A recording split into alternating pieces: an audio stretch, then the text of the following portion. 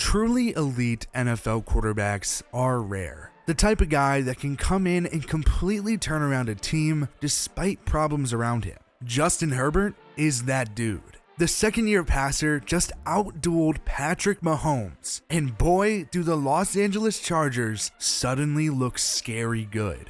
Justin Herbert is on the fast track to superstardom. But first, hit that subscribe button and turn on notifications. We're daily uploading every day, so make sure you hit that notification bell so you never miss an upload. With 32 seconds left in a tie game against the back-to-back AFC champions, Justin Herbert dropped back to pass and threw a strike to Mike Williams, ultimately burying the Kansas City Chiefs. The upset sent shockwaves throughout the NFL. But for those that have been paying attention, this wasn't that much of a surprise. Is anybody surprised about what happened? Nope. Justin Herbert has looked like he's had the potential to be the best quarterback in the league. For him to come out and play the way that he did as a rookie was ridiculous. He broke a handful of rookie records: total touchdowns, completions, and most 300-yard games. Herbert ended up throwing less interceptions than Tom Brady and threw for 5 more touchdowns than Lamar Jackson. Not to mention, Herbert wasn't even supposed to get a chance to start for a while. The Chargers made it clear that they wanted him to sit behind Tyrod Taylor, but once a team doctor accidentally stabbed him in the lung, Herbert came in and never looked back. Everyone had their eyes on Herbert, but he really took the league by storm on Monday Night Football in Week 5, and ironically, a loss. Herbert's October was absolutely nuts. He was named Offensive Rookie of the Month after he threw 10 touchdowns to a single interception, and oh yeah, he had a passer rating of 122.2. In his first few games starting, he only lost by 1 possession to the Saints, Chiefs, and future Super Bowl champions, Tampa Bay Buccaneers. It's safe to say that Herbert has been able to turn the Chargers around, and it's not the first time he's turned a bad team into a good one. He showed up to Oregon as a 3-star recruit and a coach on the hot seat. Once Mark Helfrich went 4-8 in 2016, he got fired. Willie Taggart came in and was gone in an instant to take the Florida State job, although Seminoles fans probably wish he didn't now.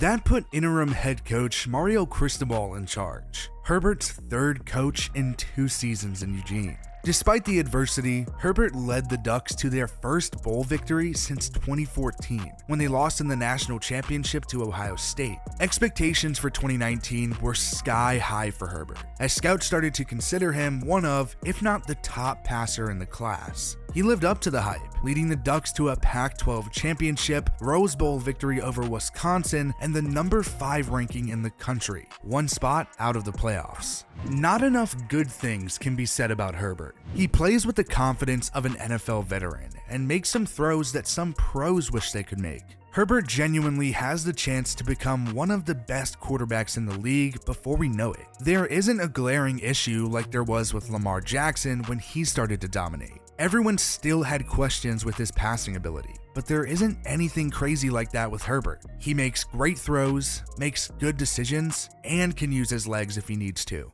The Chargers have plenty of talent around Herbert to help him succeed. Keenan Allen might be the most underrated player in the NFL and has been for quite some time. Mike Williams is a great number 2 guy, and Herbert clearly loves to target him. Out of the backfield, Austin Eckler is a beast. He can be used in any way you want, and is the perfect security blanket in the passing game for Herbert. A bit of an underrated move this offseason was signing Jared Cook, a veteran tight end who can be a big target for Herbert, especially in the red zone. Herbert played his rookie year under Anthony Lynn, who did lead the Chargers to a winning record in 2 of his first 3 years, but the writing was on the wall ahead of 2020. It can be tough for a rookie quarterback to develop in their first year under a lame duck coach. Dwayne Haskins got ruined in Washington because of it, but on the other hand, a guy like Baker Mayfield had to go through 3 coaches in 3 years, but kept going strong through it all. If you are going to have a rookie quarterback struggle through a coach that's going to get fired after the season, you better bring in someone 100% committed to that quarterback.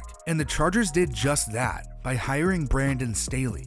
Okay, first of all, Staley has some balls of steel. Against the Chiefs, he decided to go for it on 4th and 10 late, a decision that ended up winning them the game. I couldn't believe that they were going for it there. That's absolutely nuts. But sometimes, ballsy decisions are what win games in the NFL. Staley has only floated around the pros for about 4 years, but he coached the defense on 3 teams: the Bears, Broncos, and Rams. And what do they all have in common? They all had pretty damn good defenses. Staley knows what he's doing on defense, but as offensive coordinator, Joe Lombardi is an integral piece for Herbert's success. If that name sounds familiar to you, that's because that's Vince Lombardi's grandson. Football genius just runs in the family, apparently. Lombardi has been an offensive coordinator in Detroit, was the quarterback's coach in New Orleans for a while, and might end up being a head coach candidate before we know it. It's just so easy to love Brandon Staley, you know? He feels like one of those coaches that just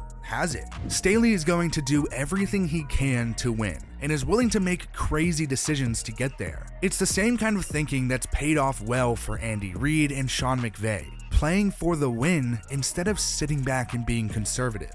It sounds ridiculous after the way the Chiefs have played over the past few years, but the AFC West is open.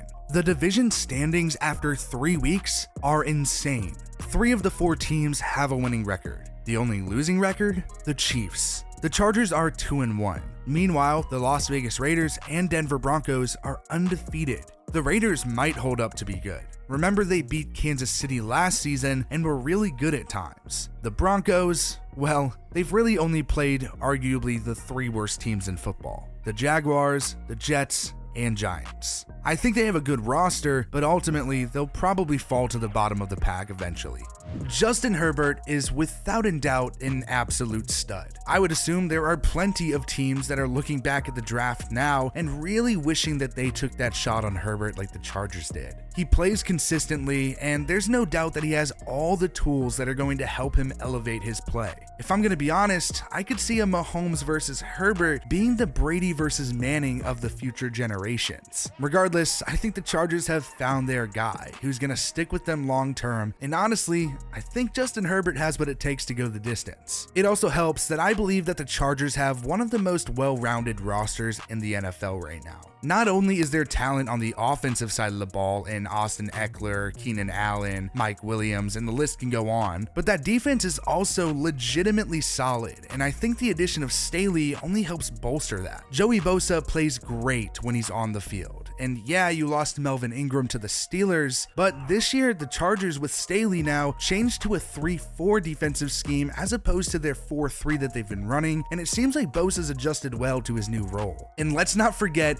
Derwin James is back, which is huge for this Chargers team. He's been injured, but when he's on the field, he is a stud, and he looks like he hasn't even missed a step. The Chiefs absolutely have fantastic key players, but honestly, give me the depth of this Chargers team any day over the Chiefs. This team has all the tools to make a run for it this year. And while I did have my doubts about Staley in the beginning, I'm really happy to see that he's proving all the doubters wrong. And I'm just excited to see him lead this young team to greatness. The Los Angeles Chargers are off to a good start in 2021, and the huge victory over the Chiefs only solidifies that this team is for real. Justin Herbert is already rising into superstardom in his 2nd season, and wow, his future looks promising. Hey guys, thanks for watching. Click right here to subscribe to the channel, and if you don't want to, or you already do because you're freaking amazing, then click right here to watch another video. Also, check us out on all of our socials, TikTok, Instagram, or Twitter, because it's football season and you know we'll have you covered over there as well. Make sure you tune in again tomorrow for another video, because we're daily uploading now, so you won't have to go a single day without J&D Productions content. Thank you guys for sticking all the way to the end, and we'll see you guys in the next one. Peace.